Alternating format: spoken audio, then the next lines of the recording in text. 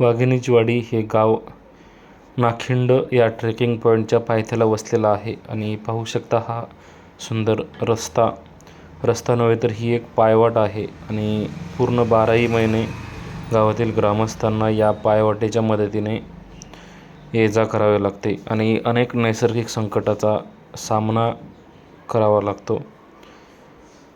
आता फेब्रुवारी महिन्यातील दिवस आहेत आणि पूर्ण बऱ्याचशा झाडांची ही पानगळ झालेली दिसते आणि खाली पानांचा खच पडलेला दिसतोय.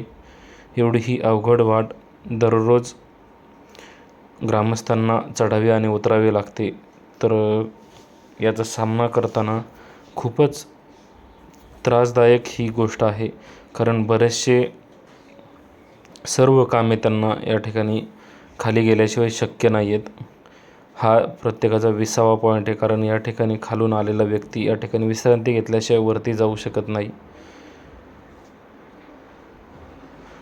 पूर्णपणे चोहोबाजूने झाडांनी वेढलेली ही वाट आणि या वाटेने असणारा हा नियमित प्रवास प्रत्येक गोष्टीसाठी प्रत्येक ग्रामस्थ या ठिकाणी, प्रत्येक गावकरी या ठिकाणी काम करण्यासाठी खाली उतरत असतो आणि आपल्या स्वतःची रोजीरोटी उदरनिर्वाह भागवत असतो.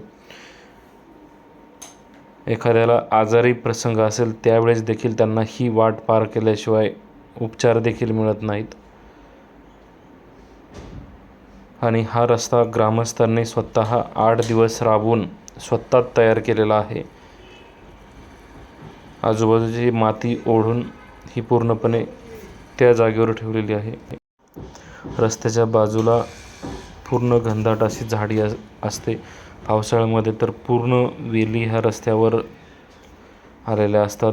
फक्त चालण्यापुरती वाट असते.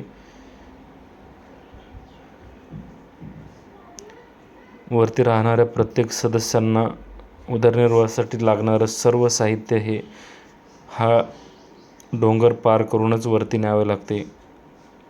शाळकरी विद्यार्थी असतील, वरती गावामध्ये 5वीपर्यंतची शाळा आहे, तेथील शिक्षकही दररोज येथूनच येऊन जाऊन करत असतात.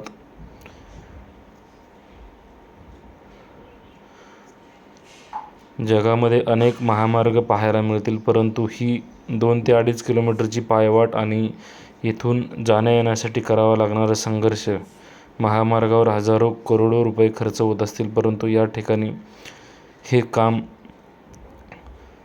होणं खूप गरजेचं आहे आणि या ठिकाणी या सर्व लोकांना पूर्णपणे यातून सुटका मिळणं कायमचं गरजेचं आहे.